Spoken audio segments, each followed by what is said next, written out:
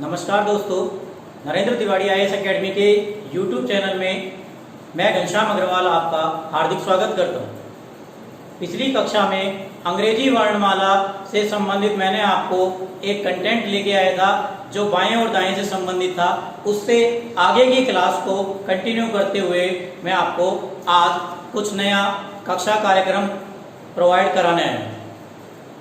देखिए,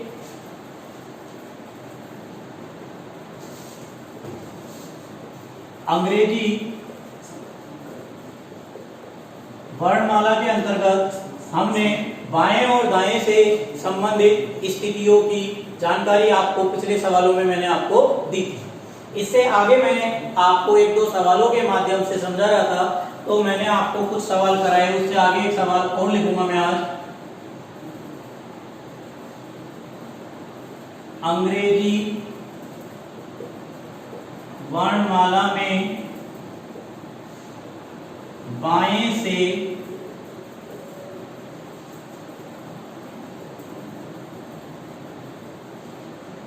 नवे अक्षर के दाएं सातवां अक्षर क्या होगा?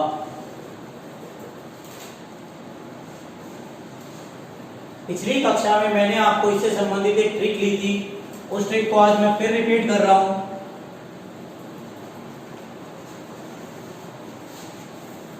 बाएं प्लस दाएं।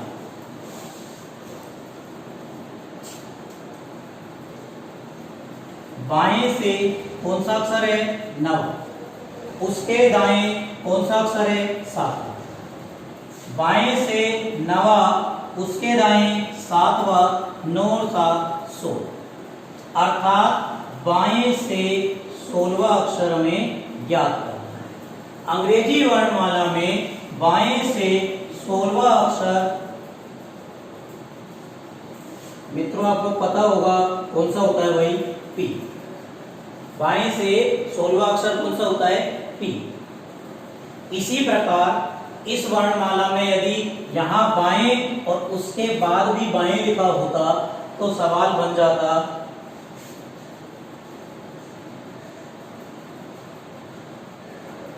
अंग्रेजी वर्णमाला में बाएं से नवे अक्षर के बाएं सातवां अक्षर क्या होगा? तो ट्रिक इसमें समान स्थिति में जब दिए होते हैं, यहां पर भी बाएं लिखा हुआ है, इसके बाद भी बाएं लिखा हुआ है, तो मैंने आपको बात की थी शुरुआत में जो बायां आता है वो पंक्ति को संकेत, किसको करता है भाई? पंक्ति को संकेत। तो ऐसी स्थिति में बाएं और बाएं यदि दिए जा रहे हैं तो हम चिन्ह किसका लगाते हैं? माइनस। अर्थात 9 में से 7 को आप घटाएंगे तो 9 में से 7 घटाने पर कितना बचता है? 2। तो बाएं से दूसरा अक्षर अंग्रेजी वर्णमाला में कौन सा पढ़ाया जाता है? बी। इतनी बात आपको लास्ट क्लास में भी मैंने आपको समझाई थी और आज भी मैंने आपको ये क्लास को, कंटेंट को रिपीट करने के और जोड़ने के आधार पर ये ले लिया कि बाएं से दाएं यदि दिया जा रहा है तो आप इसको जोड़ने का प्रयास करके और अक्षर की स्थिति का पता लगाएंगे, और बाएं से बाएं यदि दिया जा रहा है तो आप घटाकर बाएं से स्थिति का पता लगाते हैं। लेकिन दोस्तों आप एक बात का ध्यान रखना, अगर सवाल के अंतर्गत बाएं की जगह दाएं से अगर दिया हुआ है तो आपको मैंने पिछली कक्षा कार्यक्रम में भी समझाया कि वहां पर आपको अंग्रेजी वर्णमाला में जो काउंटिंग करनी होती है ए से ना करके जेड से की जाती है। कहां से की जाती है? जेड से की जाती है। तो ध्यान दीजिए, एक प्रश्न के माध्यम से मैं आपको एक और सवाल जिसको बाएं और दाएं से संबंधित दिया जाए।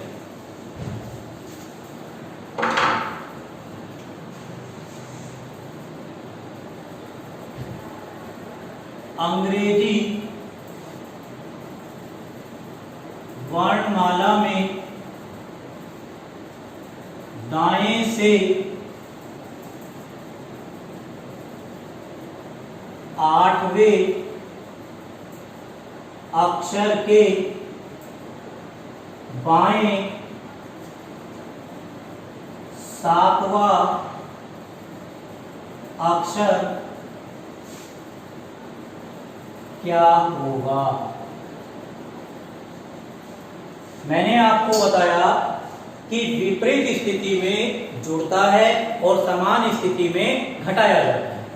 विपरीत तो यहां भी हो गया, ये दायां है और इससे आगे ये बायां लिखा, तो जुड़ेगा तो ये भी, लेकिन ध्यान रहे मैंने आपको पिछले सवाल में भी बताया और फिर मैं यहां लिख रहा हूं, ये जो दाएं है वो किसको संकेत करता है दोस्तों? पंक्ति। इसको संकेत करेगा पंक्ति। तो दोस्तों ध्यान दें, अब आपको जो अक्षर की पोजीशन को चेक करनी है वो दाएं से दी, क्योंकि शुरुआत में लिखा हुआ क्या है? दाएं। 8 + 7 = 15वां अक्षर।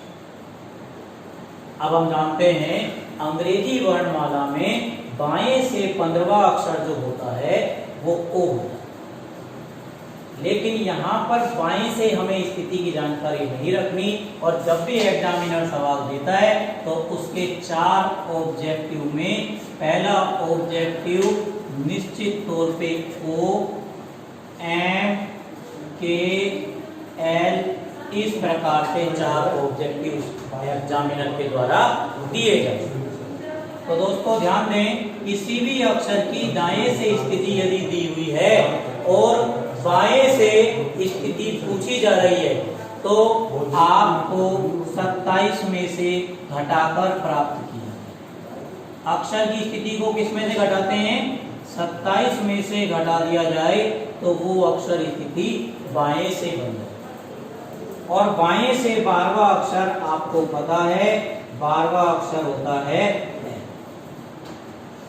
बाएं से 12वां अक्षर क्या होता है? ए। ये इसका सही है।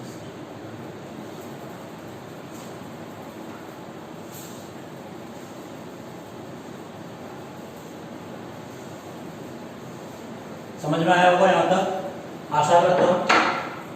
इससे आगे एक क्वेश्चन है जो कई बार प्रतियोगी परीक्षा में आया है और विशेषकर विद्यार्थी उसको गलत कर देते हैं। तो दोस्तों ध्यान दें, मैंने आपसे वर्णमाला में स्वर और व्यंजन को लेकर बात की थी पिछली कक्षा में कि अंग्रेजी वर्णमाला में 5 स्वर और 21 व्यंजन हैं। तो उसी के आधार पर मैं एक सवाल आपको लेके आया हूं, जिसमें सवाल बनता है अंग्रेजी वर्णमाला में बाएं से तीसरे व्यंजन के दाएं 5वां व्यंजन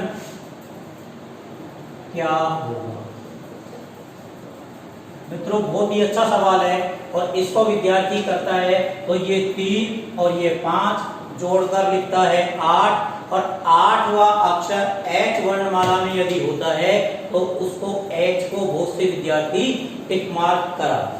दोस्तों इस पे ध्यान दें, 4 ऑब्जेक्टिव जो मिलते हैं उन ऑब्जेक्टिव में H, I, J और इस प्रकार से 4 विकल्प एग्जामिनर के द्वारा दिए जाते हैं। तो दोस्तों ध्यान दें, इसमें मेरा समझाने का सबसे बड़ा जो कंटेंट है वो ये है कि यहाँ पर अक्षर की बात नहीं कर रहा है, वो बात किसकी कर रहा है एग्जामिनर? आपसे व्यंजन की।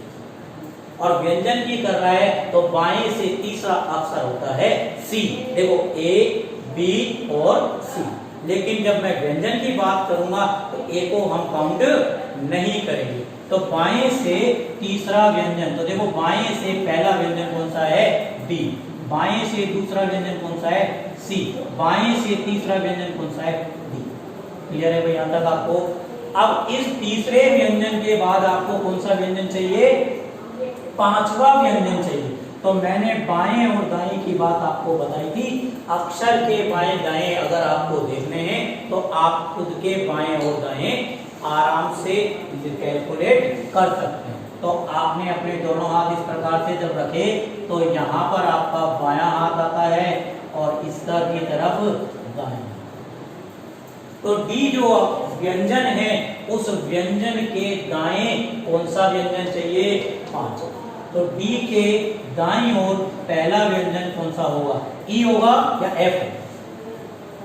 अब इसमें ई बताने वाले बहुत से विद्यार्थी होते हैं, लेकिन मैं आपको फिर दोबारा याद दिला दूं कि जब हम स्वर की बात करते हैं और 5 स्वर ए ई आई ओ यू बताए जाते हैं तो बहुत सामान्य सा मैटर होता है और उसका विद्यार्थी कहता है ये तो बचपन से।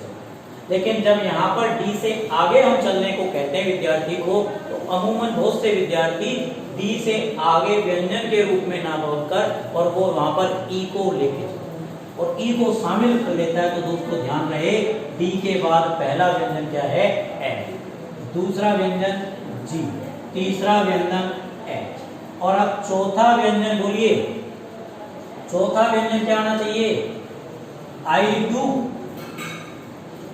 आई आ जाएगा क्या, नहीं आएगा।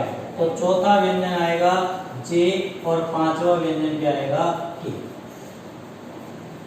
तो दोस्तों मैंने आपको इसमें इसके डी के दाईं ओर पांचवा व्यंजन यदि पूछा तो पहला, दूसरा, तीसरा, चौथा और पांचवा, ये पांचवा व्यंजन कौन सा है, के। मैंने चला के चारों ऑप्शनों में नहीं दिए, जिसका मेरा सबसे बड़ा रीजन ये होता है कि विद्यार्थी जब सवालों को देखता है तो कई बार क्या होता है कि इन चारों विकल्पों में तुक्केबाजी करता है। तो दोस्तों ध्यान रखें, इसका उत्तर क्या आना चाहिए, प्रॉपर रूप से के। और ये आई के स्थान पे, क्योंकि आई एक ऐसा ऑप्शन है जिसको कोई भी नहीं लिखता है, क्योंकि आई अपने आप में स्वर। तो इसमें मैंने 4 ऑप्शंस क्या क्या रख दिए, एच, आई, एच, के, जे और एन। तो आपका सही आंसर प्रतियोगी परीक्षा के आधार पर क्या लगाया जाता है, के। तो दोस्तों अक्षरों की स्थिति के बारे में एक सवाल मैंने आपको टाइप के रूप में ये लिया, जिसमें अक्षर की पोजीशन बाएं और दाएं से यदि पूछी जाए या स्वर और व्यंजन को अलग अलग करके यदि पूछी जाए तो हम आराम से बता सकते। इससे अगला टाइप हमारा अंग्रेजी वर्णमाला के अंतर्गत आता है टाइप नंबर 7।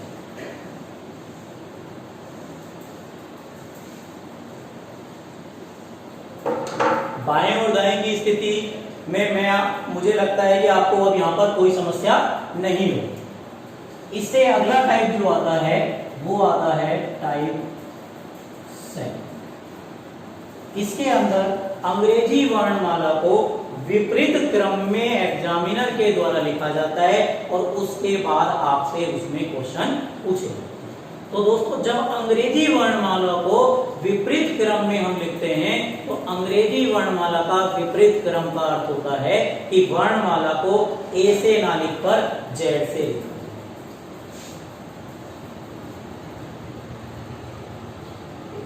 बहुत ही सामान्य प्रश्न है, अंग्रेजी वर्णमाला को विपरीत क्रम में लिखा जाए तो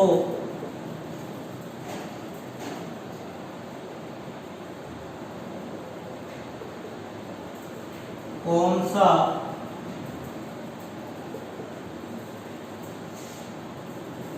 अक्षर बाएं से नवा होगा, कौन सा अक्षर बाएं से नवा होगा।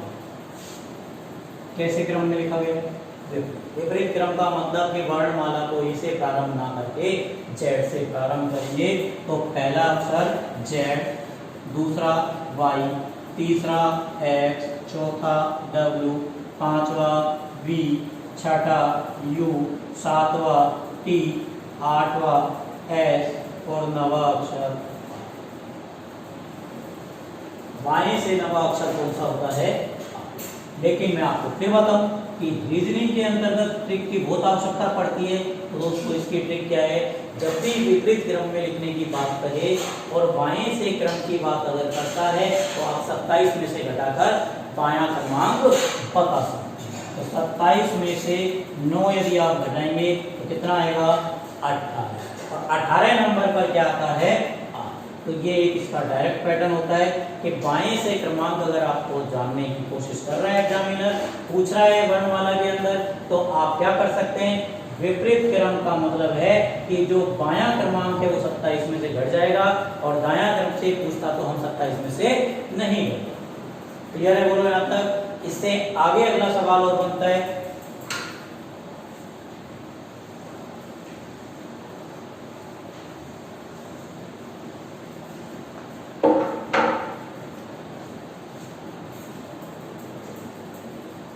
अंग्रेजी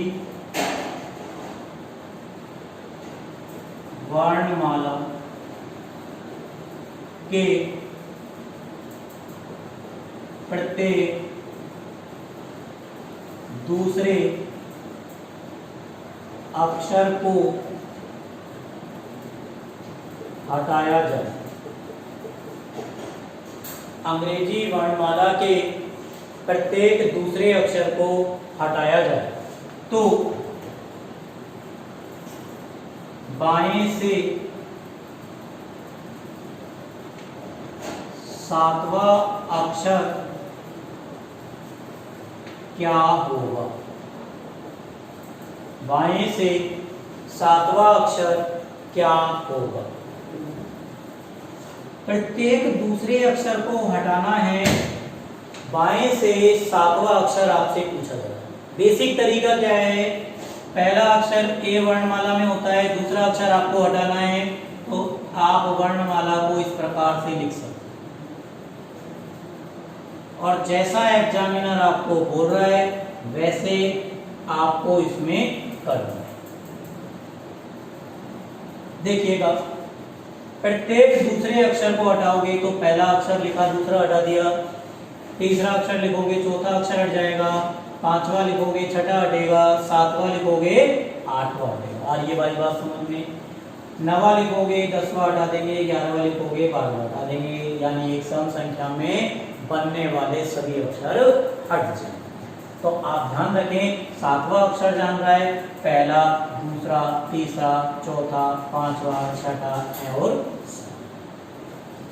तो दिए गए प्रश्न के मुताबिक यदि आप एक एक अक्षर को काउंट करके इसमें बाएं से सातवां अक्षर आप चेक करना चाहें, इस स्थिति को चेक करना चाहें अल्फाबेट की, तो आप कर सकते हैं। और बाएं से सातवां अक्षर आपको क्या आंसर के रूप में लिखना पड़ेगा? आंसर के रूप में लिखना पड़ेगा M। लेकिन इसका ट्रिक क्या है दोस्तों? जब प्रत्येक दूसरे अक्षर को हटाने की बात की जाए तो आप कर सकते हैं 7 को 2 से गुणा और -1। 7 को 2 से गुणा और -1, यानी अगर मैंने बाएं से सातवां अक्षर यदि पूछा, बाएं से सातवां अक्षर, तो 7 गुना 2 -1 यानी 13, 13 नंबर पर क्या है? M है। अगर मैं पूछता बाएं से 11वां अक्षर, तो 11 दूनी 22 -1 21, और 21 नंबर पर क्या आता है? इतनी बात आपको समझ में आई? यहाँ का कोई दिक्कत? तो दोस्तों ये एक टाइप निकल के आया जिसमें आपने अंग्रेजी वर्णमाला के कुछ अक्षरों को हटाया या उसके क्रम को विपरीत क्रम में लिखा।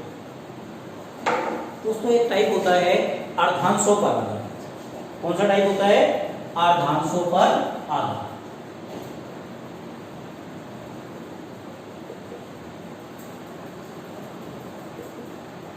बहुत ही अच्छा टाइप है। इसके अंतर्गत क्या होता है कि अंग्रेजी वर्णमाला के 26 अक्षरों को दो भागों में अलग अलग बांटे, और दो भागों में जब बांटते हैं तो हमने आपको बताया पिछली कक्षा में कि वर्णमाला में कुल अक्षर होते हैं 26। इन 26 अक्षरों को दो भागों में बांटते हैं, तो जो शुरू के 13 अक्षर होते हैं वो कहलाते हैं प्रथम अर्धांश, और जो दूसरे 13 अक्षर होते हैं वो कहलाते हैं द्वितीय अर्धांश। तो प्रथम अर्धांश में अक्षरों की कुल संख्या कितनी? 13। द्वितीय अर्धांश में अक्षरों की कुल संख्या कितनी? 13। तो प्रथम अर्धांश में अक्षरों की जो संख्या होती है वो A से M तक, और द्वितीय अर्धांश में जो अक्षरों की संख्या होती है वो N से Z।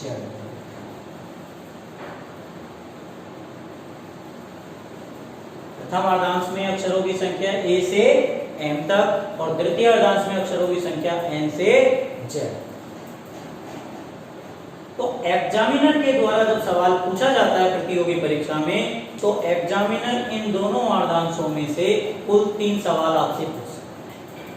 3 सवाल कौन से हो सकते हैं अभी मैं आपको बताऊंगा, जिसमें पहला सवाल वो पूछ सकता है अंग्रेजी वर्णमाला के प्रथम अर्धांश को विपरीत क्रम में लिखो। अंग्रेजी वर्णमाला के प्रथम अर्धांश को विपरीत क्रम में लिखो। और दूसरा इसमें प्रश्न ये हो सकता है अंग्रेजी वर्णमाला के तृतीय अर्धांश को विपरीत क्रम में लिखा जाए। और तीसरा प्रश्न इन दोनों को मिला के पूछ लिया जाता है, जो हो सकता है अंग्रेजी वर्णमाला के दोनों अर्धांशों को विपरीत क्रम में लिखा। तो दोस्तों ध्यान रखने वाली बात क्या है? ध्यान रखने वाली बात यह है कि जब प्रथम अर्धांश को विपरीत क्रम में एग्जामिनर रखने की कहे, तो आप प्रथम अर्धांश को विपरीत क्रम में रखें। द्वितीय अर्धांश के बारे में आपको जो की त्यों स्थिति,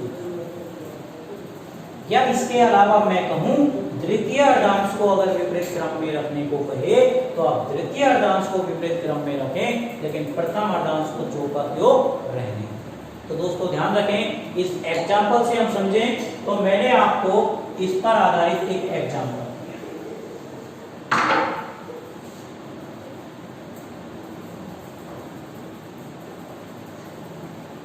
अंग्रेजी वर्णमाला के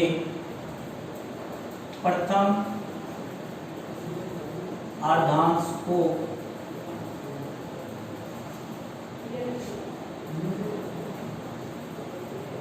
विपरीत क्रम में लिखा जाए। कौन से अर्धांश को विपरीत क्रम में लिखा जा रहा है? प्रथम अर्धांश। तो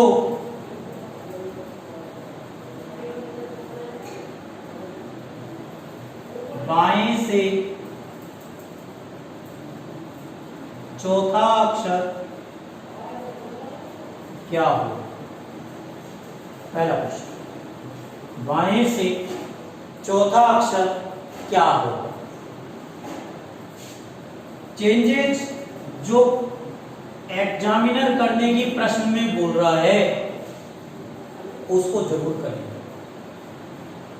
प्रथम अर्धांश का मतलब है A से M तक 13 जो अक्षर हैं उन्हें विपरीत क्रम में लिखें, और विपरीत क्रम में लिखने के बाद बाएं से चौथा अक्षर हम चेक करें। अब बाएं से चौथा अक्षर जो चेक होगा तो सबसे पहले M, L, K, J, और दोस्तों ध्यान रखें आपको अल्फाबेट इस तरीके से लिखना है। अगर बाएं से चौथा अक्षर जान रहा है तो 1, 2, 3 और 4। तो देखिए इसमें प्रश्न का उत्तर क्या आएगा आपका J। इसका ट्रिक क्या है? ट्रिक आपको थोड़ा सा मैं बता देता हूं। अगर प्रथम अर्धांश को विपरीत क्रम में लिखने को कहे और वो आपसे प्रथम अर्धांश में से ही अक्षर पूछे, ध्यान से समझना, मैं लिख रहा हूं प्रथम अर्धांश को विपरीत क्रम में लिखने को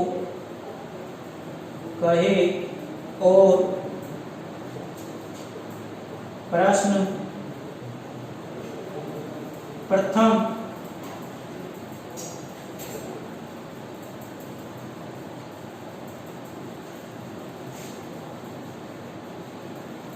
अर्धांश से ही पूछा जाए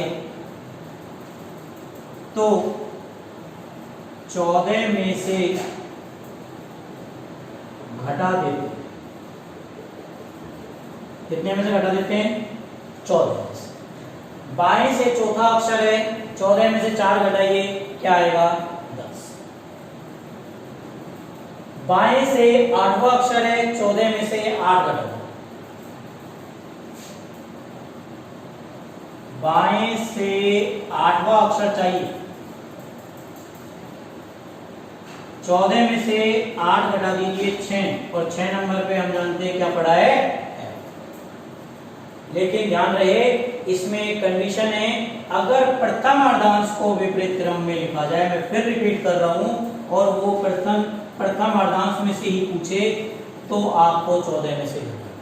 लेकिन अगर सवाल ये कह दे कि अंग्रेजी वर्णमाला के प्रथम अर्धांश को विपरीत क्रम में लिखा जाए तो बाएं से 17वां अक्षर के, तो दोस्तों 17वां जो अक्षर है वो प्रथम अर्धांश में आता है, क्योंकि हम जानते हैं प्रथम अर्धांश में कुल 13 अक्षर, तो 13 अक्षर हैं। तो कई बार सवाल इस तरीके से पूछा हुआ है प्रतियोगी परीक्षा में कि वो विपरीत क्रम में प्रथम अर्धांश को रखेगा और प्रश्न द्वितीय अर्धांश से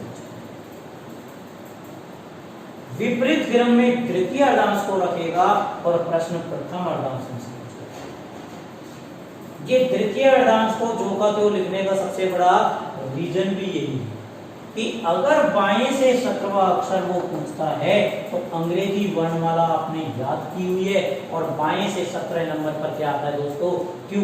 तो आपका इस जवाब का जवाब आपको क्या देना होगा कि 17वें नंबर पर अक्षर जो होता है वो बाएं से कौन सा होगा? क्यू होगा। और देखिए आगे,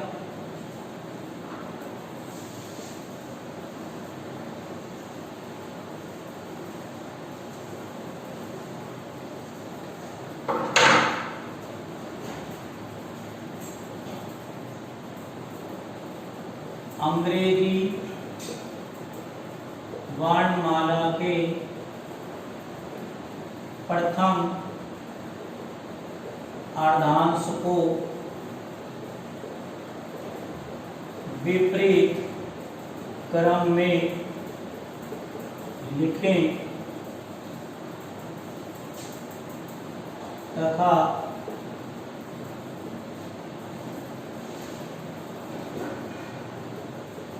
द्वितीय अर्धांश को जो का त्यों रहने दें। ये चाहे तो एग्जामिनर लिख सकता है, चाहे तो नहीं लिख सकता। तो बताएं,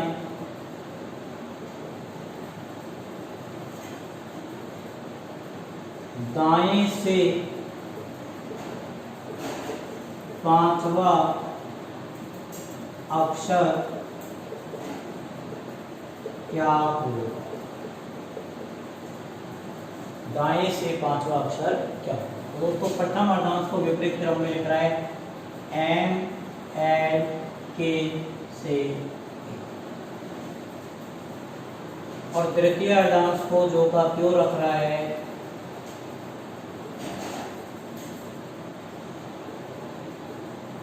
तो मैंने आपको तृतीय अर्धांश जो का क्यों लिखा। तो दोस्तों ध्यान दें, दाएं से 5वां अक्षर अब जान रहा है तो विद्यार्थी इसमें गलती करेगा।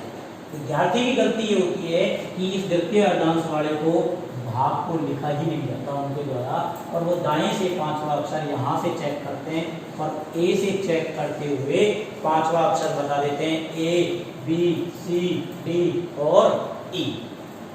जबकि जवाब इसका जो आएगा वो दाएं से पांचवा अक्षर, पहला, दूसरा, तीसरा, चौथा और पांचवा।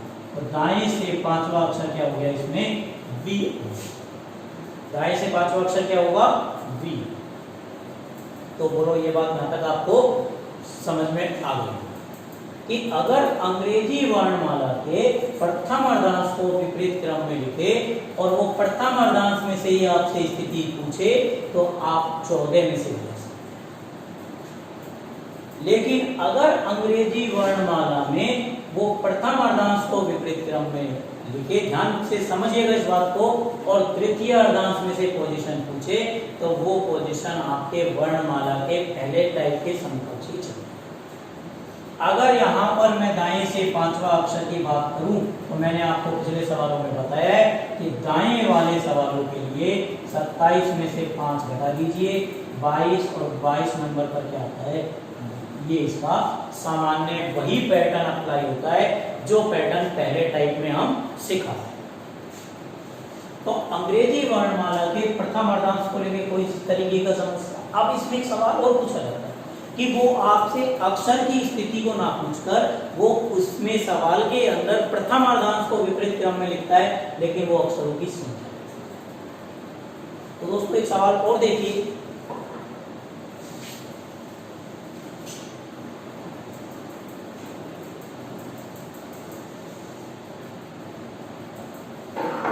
अंग्रेजी वर्णमाला के प्रथम अर्धांश को विपरीत क्रम में लिखा जाए तो के तथा आ के मध्य कुल कितने अक्षर होंगे? के तथा आर के मध्य कुल कितने अक्षर होंगे? अब बहुत से विद्यार्थी कहते हैं कि 11 पे आर 18 पे दोनों के बीच अंतर 7, तो 7 अक्षर होंगे, जबकि ऐसा नहीं। प्रथम अर्धांश को विपरीत क्रम में लिखें, आपको ध्यान रखना। प्रथम अर्धांश को जब विपरीत क्रम में लिखेंगे तो एम एल के तो यही आ गए। शुरुआत से 11 नंबर का अक्षर है नहीं है, शुरुआत से कौन से नंबर का अक्षर है? तीसरे नंबर। और जब आप इस तरीके से लिखेंगे तो ये जे और जे से आगे मैं देखो कंटिन्यू लिख देता हूँ, समझ रहे होगे आप इस बात को कि बार बार इसमें अल्फाबेट लिखने की आवश्यकता नहीं। और तृतीय अर्धांश में आता है आर या प्रथम अर्धांश में आता है? तो आर जो है वो द्वितीय अर्धांश का भाग है, तो द्वितीय अर्धांश में एन ओ पी क्यू ये और मैंने आगे कंटिन्यू चेक। दोस्तों ध्यान दें के तथा आर के मध्य अक्षरों की कुल संख्या ए से लेके जे तक कितनी होती है भाई? 10। और एन ओ पी क्यू ये तृतीय अर्धांश के 4 अक्षर, कुल आपको कितने अक्षर को आंसर के रूप में देने होंगे? 4। तो 2 अक्षरों के मध्य अगर अक्षर वो पूछ रहा है एग्जामिनर तो दोस्तों अर्धांशों में कई बार बहुत अच्छे सवाल बनाते हैं। मध्य में अक्षर पूछ सकता है, मध्य में अक्षर का सवाल अभी आगे आएगा, लेकिन मैंने अभी आपको जो बताया बीचों बीच का वो मध्य में अक्षर प्रथम अर्धांश को विपरीत क्रम में, और विपरीत क्रम में लिखने के बाद के तथा आर के मध्य कुल अक्षर कितने होंगे? तो के तथा आर के मध्य होंगे कुल कितने? 14 अक्षर। एक देखो द्वितीय अर्धांश का सवाल और होता है इसमें, इसी टाइप में, टाइप ये चल रहा है, टाइप में कोई परिवर्तन नहीं।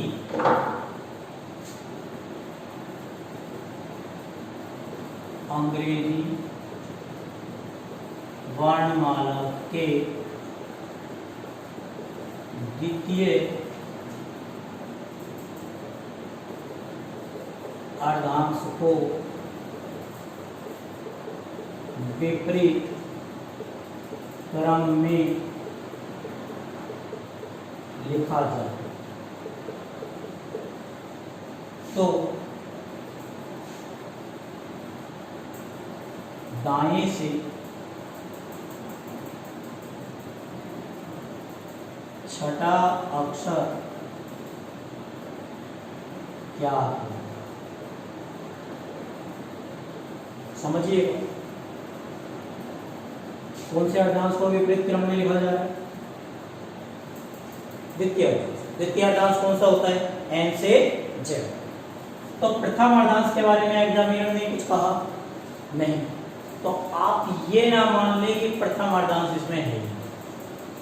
आपको प्रथम अर्धांश में a से m तक के जो 13 अक्षर हैं वो तो लिखने ही पड़ेंगे, क्योंकि अंग्रेजी वर्णमाला 26 अक्षरों से ही पूरी होती है।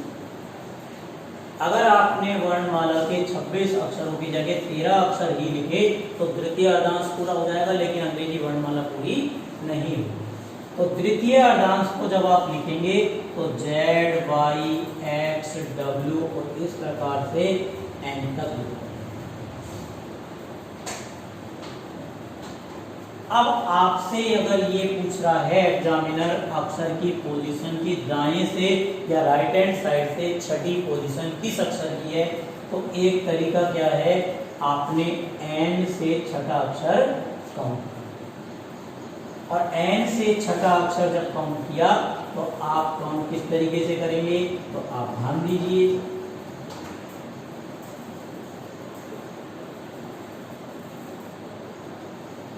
ये मैंने वही लिख दिए सब, और दाएं से छठा अक्षर 1, 2, 3, 4, 5 और 6। दाएं से छठा अक्षर कौन सा होता है? S। एक एक अक्षर काउंट करें, गलती नहीं होनी चाहिए।